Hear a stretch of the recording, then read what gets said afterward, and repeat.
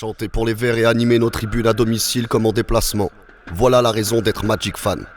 Malheureusement, depuis le 2 janvier dernier, nous ne pouvons assister au moindre match des nôtres à l'extérieur. Pourquoi ? 11 fermetures de parkage pour un pétard, allumé de manière isolée et ayant terminé sa course sur la pelouse à Louhans. Pour ce déplacement à Lorient, c'est dans notre droit le plus total et alors qu'aucune mesure ne nous l'interdit que nous avons acheté des places non loin du secteur visiteur pour ce match classé à haut risque. Car en effet, à moins de 48 heures du match, un énième arrêté préfectoral est pris à notre encontre, alors qu'aucun incident n'a jamais été déploré pour un Lorient-Sainté. Le recours déposé en justice est immédiatement rejeté. Encore une fois, nous voilà catalogués comme des criminels et fliqués comme des terroristes. Mais peu importe, nous comptons simplement pousser les Verts dans la course au maintien. S'il fallait faire une preuve que les fermetures de parkage, arrêtés préfectoraux et autres sanctions collectives n'ont pas de sens, la voici.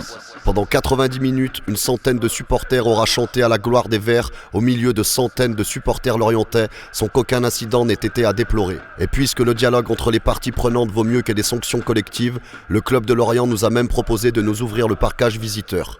Que ce match serve d'exemple. N'aurait-il pas été plus simple d'organiser en amont le déplacement des supporters stéphanois ? N'aurait-il pas été bénéfique pour le football d'avoir un secteur visiteur réunissant l'intégralité des supporters des Verts expatriés en Bretagne et présents ce jour aux quatre coins du stade ?